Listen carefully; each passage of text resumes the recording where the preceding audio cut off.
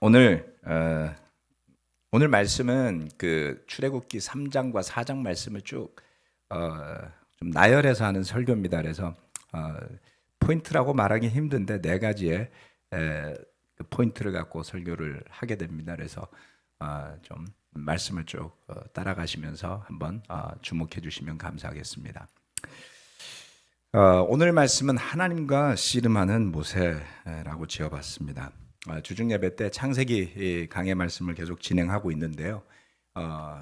하나님과 정말 씨름한 사람은 야곱이었잖아요. 근데 모세는 하나님하고 말씨름을 합니다. 그래서 오늘은 그 하나님과 말씨름하는 모세를 통해서 살펴보는 우리의 모습을 한번 바라보는 시간이 되었으면 합니다. 이 창세기 출애굽기 3장 말씀의 배경을 조금 혹시 모르시는 분들이 있을 수도 있어서 설명을 드리자면, 모세가 이집트의 왕자로 있다가 자신이 히브리인이라는 것을 알게 되고 나서 이집트인들이 동료 히브리인들을 학대하는 것을 보고 그 이집트인을 살해를 하는 사건이 일어났어요.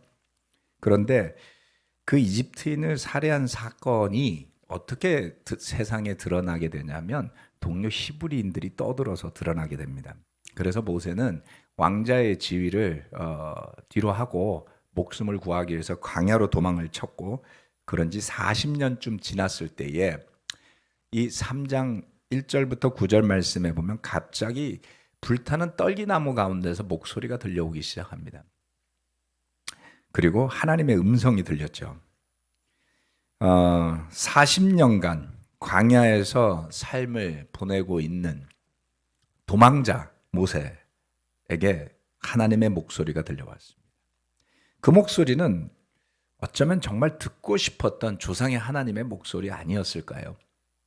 그가 자기 자신의 그 핏줄을 인식하고, 그리고 뭔가 자기가 해야 할 일이 있다고 생각하고 젊은 혈기와 지위와 여러 가지를 통해서 많은 것을 생각했겠지만, 지난 40년은 적어도 광야에서 목자로 먼지 구덩이 속에서 양들과 소들과 염소와 낙타와 말들과 씨름하면서 보낸 긴 세월이 있었던 것입니다.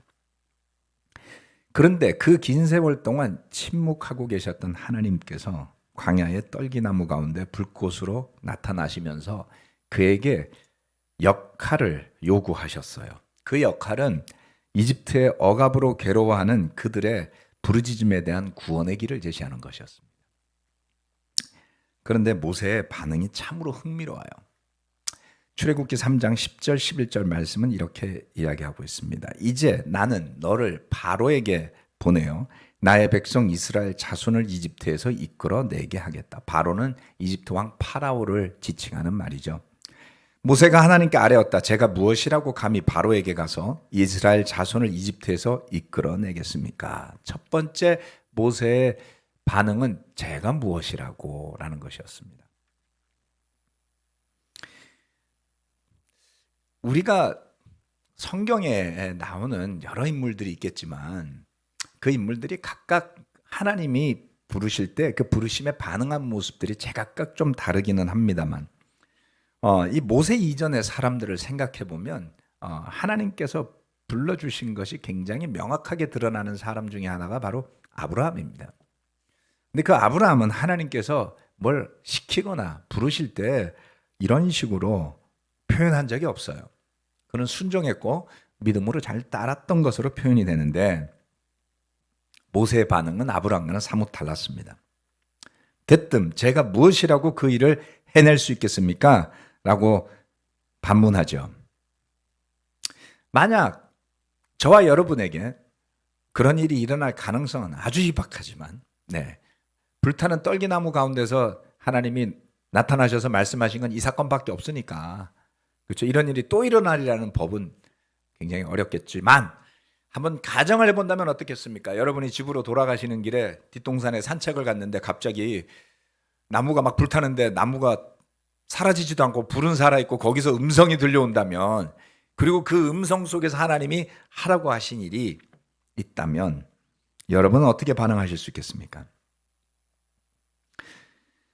어, 그런데 그처럼 모세가 자신 없는 표현을 하였을 때에 하나님은 그에게 다음과 같은 말씀을 하세요. 그거는 뭐냐면 내가 너와 함께 한다는 징표를 보여주겠다. 이렇게 말씀하시죠.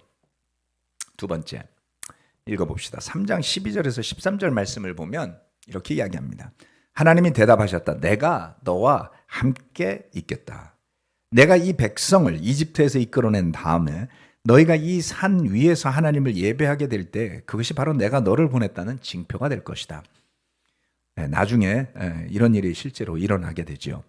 모세가 하나님께 아뢰었다. 제가 이스라엘 자손에게 가서 너희 조상의 하나님께서 나를 너희에게 보내셨다 하고 말하면 그들이 저에게 그 이름이 무엇이냐고 물을 터인데 제가 그들에게 무엇이라고 대답해야 합니까? 하나님께서 하나를 답변을 해 주셨어요.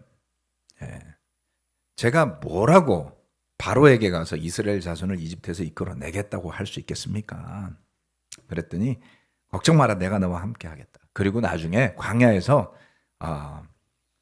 이 산에서 모세가 있던 그 시내 산이라고도 하고 호렙산이라고 하던 산이죠. 이 산에서 예배하게 될 때 알게 될 거다. 그때쯤 가면. 그랬더니 두 번째 또 질문을 던집니다. 그러면 사람들이 그 하나님이 뭐냐고 물으면 어떻게 대답해야 합니까? 누가 보냈다라고 해야 되는 겁니까? 이렇게 질문하죠.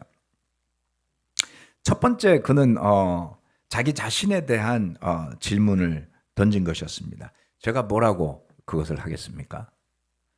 두 번째 질문은 이스라엘 백성들에게 대한 것이었습니다.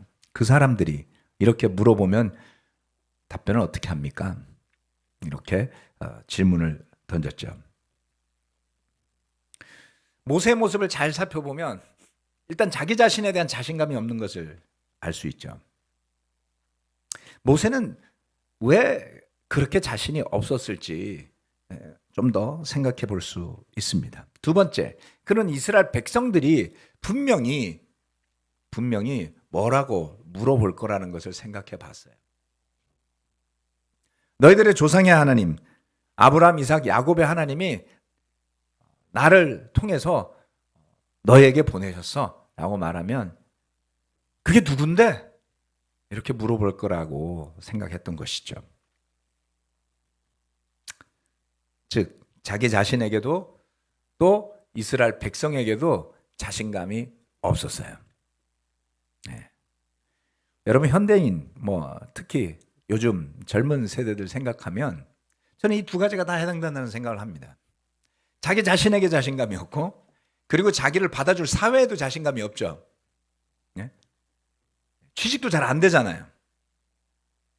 내가 누구라고. 또는 과연 이 사회가 저를 받아줄까요? 이런 질문을 던지기 쉽습니다. 사실 모세에게는 아킬레스건 같은 아픈 과거의 추억이 있었죠. 제가 서두에 말씀드렸다시피 젊은 혈기에 자기 백성을 돕기 위해 이집트인을 살해했는데 그것을 떠벌리면서 자신을 범죄자로 쫓기게 만든 사람이 누구였냐면 바로 이스라엘 사람들이었어요. 이집트인이 아니었다고요. 동료 자기가 도와주겠다고 했던 그 사람들이 자기를 살인범이라고 떠들었던 것이죠. 여러분이 만약에 모세의 입장이라면 트라우마가 있지 않겠어요? 내가 도와주려고 했던 뜻은 어디로 가고 이제는 나를 범죄자로 만드는구나. 덕분에 그는 40년 동안 광야에서 평화로운 삶을 살았을지 아니면 무의미하고 무료하고 후회와 굴욕 속에 40년을 살았을지 알 길은 없지만 그의 이 한마디는 한 가지를 보여주고 있어요. 그의 동족에게 대한 신뢰가 약하다. 그들은 분명 이렇게 물어볼 겁니다. 자신을 범죄자로 쫓기게 만든 그 사람들을 자기가 이집트에서 이끌어내야 되는 역할을 해야 한다니 자신이 있었을까요? 네. 그랬더니 하나님께서 대답을 해 주십니다. 14절로부터 15절 말씀이죠. 하나님이 모세에게 대답하셨다. 나는 곧 나다. I am who I am. 이렇게 말씀하셨죠. 참 묘해요. 네. 너는 이스라엘 자손에게 이르기를 나라고 하는 분이 너를 그들에게 보냈다고 하여라. 하나님이 다시 모세에게 말씀하셨다. 너는 이스라엘 자손에게 이르기를 여호와 너희 조상의 하나님 곧 아브라함의 하나님 이삭의 하나님 야곱의 하나님이 나를 너희에게 보내셨다 하여라. 이것이 영원한 나의 이름이며 이것이 바로 너희가 대대로 기억할 나의 이름이다. 언젠가 한번 이 부분을 간략하게는 설명을 드렸었던 기억이 있습니다만 기억하셔도 좋고 안 하셔도 좋습니다. 여기에 나는 곧 나다라고 하는 그 나는이라고 하는 단어가 히브리어는 이흐예라고 부릅니다. 이흐예. 그러니까 그 발음이 우리 한국말로는 여호와라고 썼지만 이것을 유대인들은 히브리어로 아도나이 주님이라고 읽는다고 말씀드렸습니다. 개역 성경에서 여호와라고 썼기 때문에 저는 그냥 그것을 쓰겠습니다. 그래서 여호와라는 것을 살펴보면 이응, 히읗, 이응이 있잖아요. 그래서 이흐예라고 하면 그것도 이응, 히읗, 이응이 있잖아요. 발음이 좀 비슷하죠. 예. 그래서 누가 보냈냐고 물어보면 이흐예라고 하는 분이 보냈다 그래라. 그래서 그 첫 글자 소리 나는 대로 따면 그것을 여호와라고 읽은 겁니다. 아무튼 그래서 이름 넉자 가지신 발음하기 힘든 분이 너를 보냈다. 그래서 하나님의 이름이 처음 나오는 데가 여기예요. 그래서 의미가 있는 구절들입니다. 그래서 모세는 참 가치가 있는 역할을 한 사람이 된 것이죠. 그래? 그분이 정녕 아브라함, 이삭, 야곱의 하나님이란 말인가?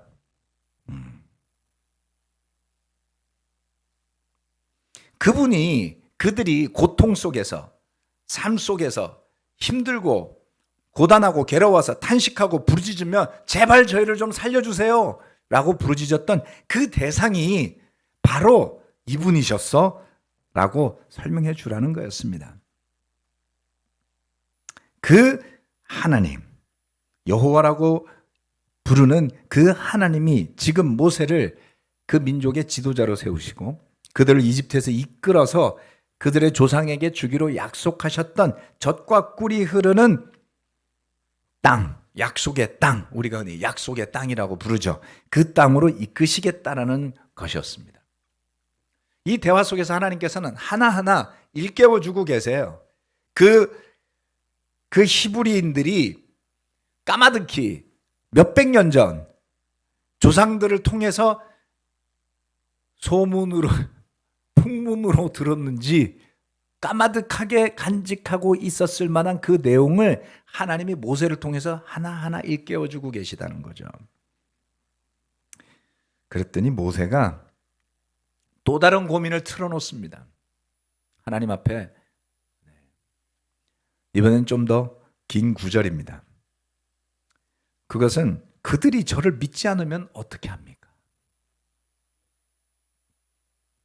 좀 더 문제가 밑으로 내려가고 있죠. 1절로부터 5절 말씀입니다. 4장. 그러나 모세는 이렇게 말씀을 드렸다. 그들이 저를 믿지 않고 저의 말을 듣지 않고 주님께서는 너에게 나타나지 않으셨다 하면 어찌합니까? 이쯤 되면 좀 징하지 않나요? 네. 주님께서 그에게 물으셨다. 내가 손에 가지고 있는 것이 무엇이냐? 모세가 대답하였다. 지팡이입니다. 주님께서 말씀하셨다. 그것을 땅에 던져 보아라. 모세가 지팡이를 땅에 던지니 그것이 뱀이 되었다. 모세가 그 앞에서 피하니 주님께서 모세에게 말씀하셨다. 너의 손을 내밀어서 그 꼬리를 잡아라. 모세가 손을 내밀어서 꼬리를 잡으니 그것이 그의 손에서 도로 지팡이가 되었다. 주님께서 말씀하셨다. 내가 이렇게 해서 이적을 보여주면 주 너희 조상의 하나님 곧 아브라함의 하나님, 이삭의 하나님, 야곱의 하나님이 너에게 나타난 것을 믿을 것이다. 모세의 그 불안함과 걱정은 또 이어집니다.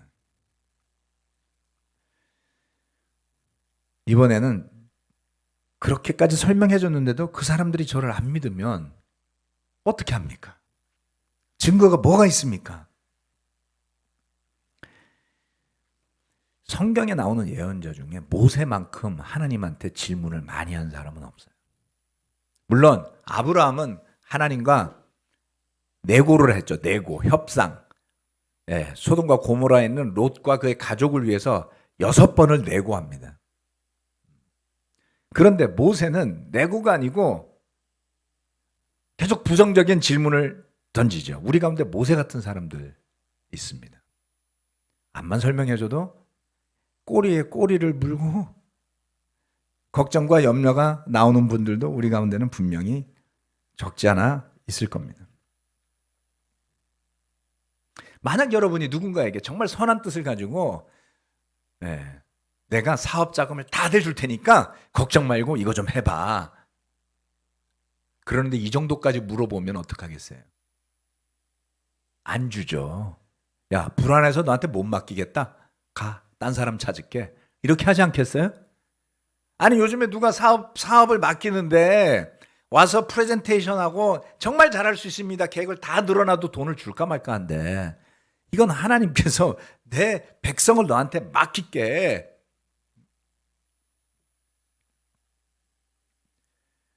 네. 그런데 모세가 이렇게 되물었더니 하나님은 이스라엘 사람들에게 설득력 있게 말할 수 있도록 기적을 보여줄 수 있는 능력까지 주셨어요. 와우. 이 정도면 모세가 진짜 협상의 달인이 아닐까요? 그런데 그게 끝이 아닙니다. 네 번째, 저는 본래 말재주가 없는 사람입니다. 10절로 16절 말씀. 모세가 주님께 아뢰었다. 주님, 죄송합니다. 저는 본래 말재주가 없는 사람입니다. 전에도 그랬고 주님께서 이 종에게 말씀을 하고 계시는 지금도 그러합니다. 저는 입이 둔하고 혀가 무딘 사람입니다. 주님께서 그에게 말씀하셨다. 누가 사람의 입을 지었느냐? 누가 말 못하는 일을 만들고 듣지 못하는 일을 만들며 누가 앞을 볼 수 있는 사람이 되게 하거나 앞 못 보는 사람이 되게 하느냐? 바로 나 주가 아니더냐? 그러니 가거라. 내가 말하는 것을 내가 돕겠다. 내가 할 말을 할 수 있도록 내가 너에게 가르쳐 주겠다. 모세가 머뭇거리며 주님, 죄송합니다. 제발 보낼 만한 사람을 보내시기 바랍니다 하고 말씀드리니 주님께서 모세에게 크게 노하시어 말씀하셨다. 레위 사람인 너의 형 아론이 있지 않느냐? 나는 그가 말을 잘 하는 줄 안다. 그가 지금 너를 만나러 온다. 그가 너를 보면 참으로 기뻐할 것이다. 너는 그에게 말하여 주어라. 내가 할 말을 그에게 일러 주어라. 내가 말을 할 때나 그가 말을 할 때에 내가 너희를 둘 다 돕겠다. 너희가 하여야 할 말을 가르쳐 주겠다. 그가 너를 대신하여 백성에게 말을 할 것이다. 그는 너의 말을 대신 전달할 것이요 너는 그에게 하나님같이 될 것이다. 마지막으로 모세는 하나님께 속내를 털어놓습니다. 저는 사실 말재주가 없습니다. 아무리 봐도 그런 것 같지 않은데 그렇게 생각하고 있었어요. 입이 둔하고 혀가 무딘 사람입니다. 아마도 모세는 말보다 주먹이 빨리 나갔던 사람인 것 같아요. 그렇지 않나요? 네, 개 중에 아들들 키우시는 분들이 굉장히 힘들어 하시는데요. 아들들은 대체로 말보다 주먹이 빨리 나가는 경향들이 많습니다. 그래서 잘 주의하시고 잘 이해하셔야 돼요. 네. 딸들하고 여자들하고 좀 다릅니다. 모세는 좀 더했던 것 같아요. 자기 스스로가 입이 둔하고 혀가 무디다는 것을 느끼고 있었습니다. 저는 사실 그 대화 중에서 이 장면이 가장 눈에 많이 띕니다.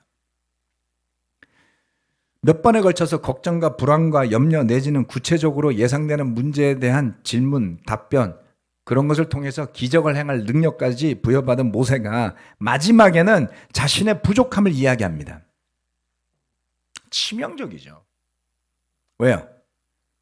바로 앞에 가서 설득해야지 되고요. 뛰어난 외교관처럼. 그렇지 않나요? 협상가처럼. 여러분 말 못하는 사람 외교관 세우면 어떻게 되겠어요? 외교부에서 아마 안 뽑아줄 거래요. 뽑아놓고서도 서류시키고 절대 협상의 자리나 외교부의 자리로 가지 않을 겁니다. 입이 둔하고 혀가 무딘 사람. 그가 그의 백성을 설득하고 가르쳐서 약속의 땅으로 이끌고 들어가야 한다니, 모세는 마지막에 그렇게까지 하나님이 이것저것 설명해주고 기적을 행하는 능력까지 줬음에도 불구하고 마지막에는 결정적으로 여기서 걸렸어요. 그런데 제가 이게 약합니다. 정말 미안합니다만 안 될 것 같아요.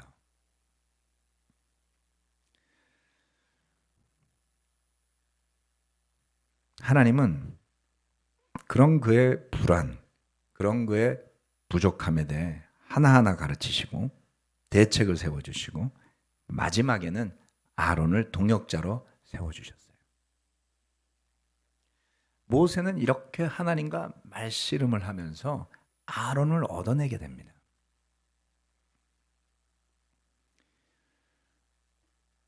아론이 그의 대변인이 되어서 백성 앞에서 하나님께서 모세에게 전한 말씀을 전달하는 역할을 맡게 된 배경이 바로 여기에 나와 있는 겁니다.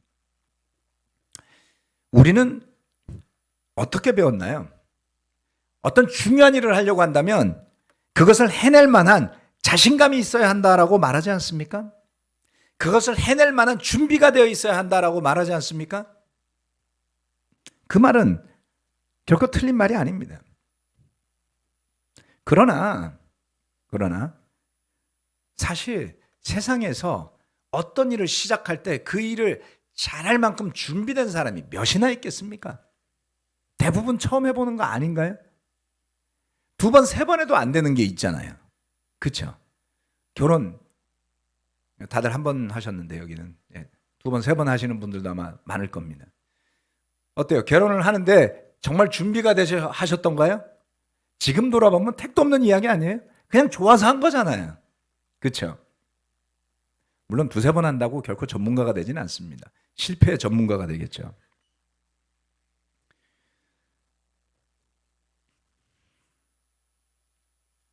모세의 경우는 우리가 흔히들 생각하는 것처럼 자신감 있고 역량을 갖추고 그 자리에 나온 사람이 결코 아니었습니다. 애시당초 불안했고요. 자신감도 없었어요. 심지어 마지막에 두려웠습니다. 그리고 사람들의 부정적인 태도, 또 그 불신을 온몸으로 느끼고 있었어요. 보시다시피 자기 자신에 대한 믿음도 없었습니다. 그런데 이것을 뒤집어 보면 놀라운 사실이 있어요. 모세가 광야에서 40년을 지내는 동안 한 가지를 깨달은 거예요. 자기 인식입니다. 자기 인식이요. 여러분, 나이가 들어도요, 자기 인식 못하는 사람들이 정말 많습니다. 거기에 더해서 모세는 자기의 두려움을 표현할 줄 알았어요. 어떻습니까, 여러분? 여러분, 두려움을 표현할 줄 아시나요?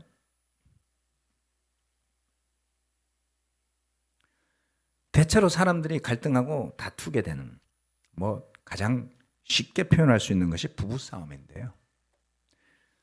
대부분 다투는 이유가 심플해요. 서로의 입장을 이해 못해서 그래요. 그렇죠? 예를 들어서 남편이 집에 들어왔는데 인상이 안 좋아요. 그럼 아내가 보고서 뭔 일 있었어? 대답 안 해요. 그냥 피곤해. 밥이나 해줘. 인상 쓰고 툴툴거리고.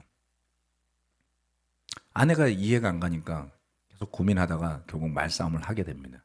당신은 매사 왜 그렇게 무뚝뚝해? 나는 집에서 먹고 노는 줄 알아? 이러면서 이제 말싸움이 막 일어나는 거예요. 남편이 솔직하게 사실은 오늘 회사에서 직장에서 이런 일이 있었어. 그러고 나니까 너무 피곤해. 스트레스도 많이 받았고. 그리고 솔직히 자신감이 내가 지금 없어. 이렇게 말하는 남편이 100 중에 몇이나 되겠습니까? 여자를 이용해 먹으려고 드는 남자들을 제외하고는요, 대부분의 일반적이고 정상적인 남편들이라면 이런 말들을 잘 못해요. 자기 두려움을 표현하기가 되게 어렵더라.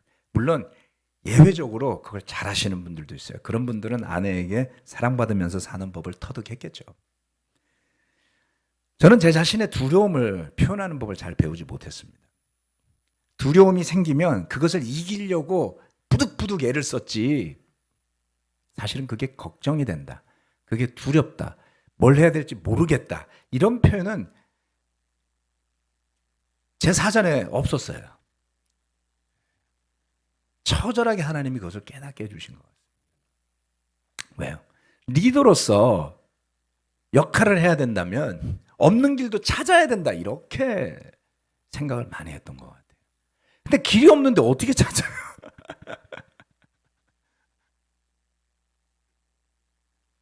안 보이죠. 불안하죠. 두렵죠. 솔직해져야 되지 않을까요? 괜찮아요. 모세처럼 해보세요. 내가 가정을 어떻게 이끌어야 될지 잘 모르겠어. 좀 그렇게 이야기해 보세요. 뭐가 나쁩니까? 부부관계 문제가 자꾸 생겨요. 사실 내가 당신을 사랑하는 방법을 잘 모르는 것 같아. 나 뭐 문제 있나 봐. 좀 그렇게 말씀해 보세요. 잡아먹지 않습니다. 자녀들을 키우는데 도대체 애들을 내가 어떻게 키워야 될지 모르겠어요. 정상 아닙니까? 우리나라가 자녀를 양육하고 키우는 것에 대해서 어디서 가르쳐 주나요? 가장 중요한 일이고 가장 어려운 일인데 학교에서 가르쳐 줍니까? 직장에서 가르쳐 줍니까? 상담사가 가르쳐 줍니까? 너무 어렵죠. 어렵다고 말씀하시지 않는데 배워지지 않습니다, 여러분. 모르는 거 아는 것처럼 하지 맙시다. 저도 모르는지도 모르고 못하는지도 모르고 그냥 잘하려고만 애썼던 시간들이 참으로 많았어요.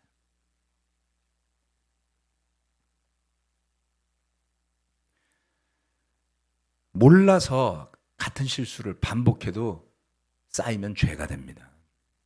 알면서 하면 악한 거예요.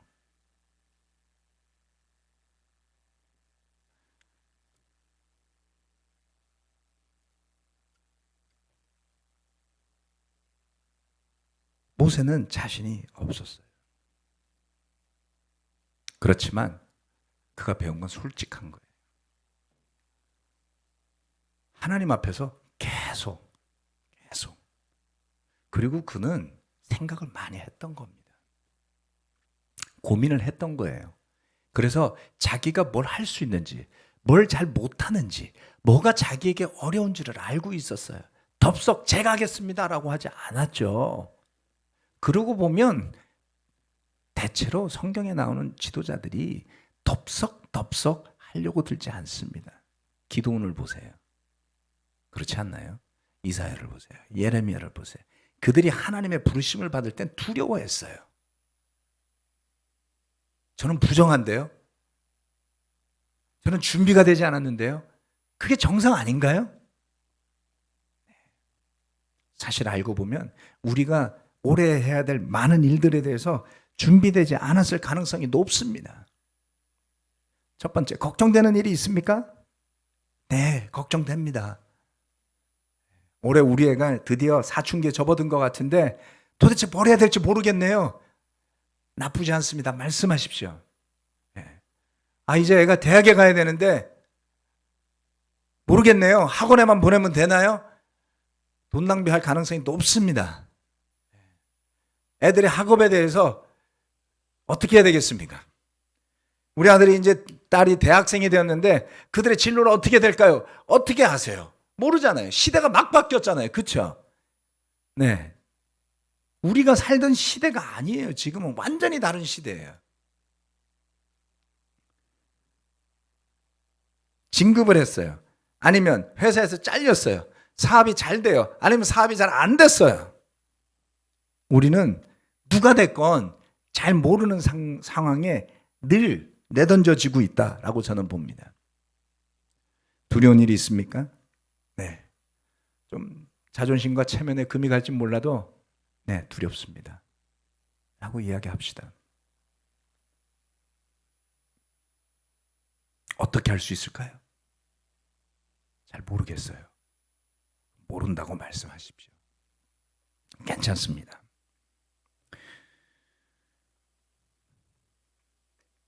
지난 시간을 돌아보면서 저는 선하고 좋은 일이니 열심히 하다 보면 잘 되겠지라고 생각하고 선택하고 갔던 경우가 많았습니다. 오늘 이현영 재님도 좀 말씀해 주셨지만 시간을 두고 지나간 일들을 되짚어 보면 좋은 일도 많았고 감사한 일도 참 많았어요. 근데 그 중에 제가 조금 아쉽게 느끼는 것들은 좀 더 시간을 두고 준비하고 좀 더 대화하고 했더라면 좋았을 터인데 싶은 일들이 많았습니다. 자신의 부족함이 느껴지십니까? 네. 그렇다면 모세처럼 주님께 아뢰읍시다. 주님께 씨름해 봅시다. 그리고 우리 주변의 사람들에게 나에게도 아론이 필요해 라고 말씀합시다. 혼자 무슨 일을 할 수 있겠습니까? 혼자 있으면 외롭다 그랬어요. 우리에게는 가족도 필요하고 친구도 필요하고 무슨 일을 할 땐 반드시 동역자도 있어야 되는 겁니다. 저와 여러분이 보다 더 근본적으로 변화하는 한 해가 된다면 얼마나 좋을까요? 올해에는 꼭 이루어졌으면 하는 일들도 많이 있습니다. 제 개인으로서, 교회로서 열심히 하고 있는데 걱정도 됩니다. 두려움도 듭니다. 과연 잘할 수 있을까? 길을 찾을 수 있을까? 분란이나 논란 없이 한 마음이 되어서 우리 가정이 이 새해를 잘 헤쳐나갈 수 있을까? 우리 그룹은, 우리 교회는, 우리 대한민국의 그리스도의 교회들은, 이 나라는 두렵고 걱정되는 일이 있다면 그것을 솔직히 나누시고 기도해 보면서 주변의 도움을 구하신다면 주님께서 저와 여러분에게 아론 같은 사람을 세워주시는 한 해가 되리라 믿습니다. 말씀 마치겠습니다. 아멘.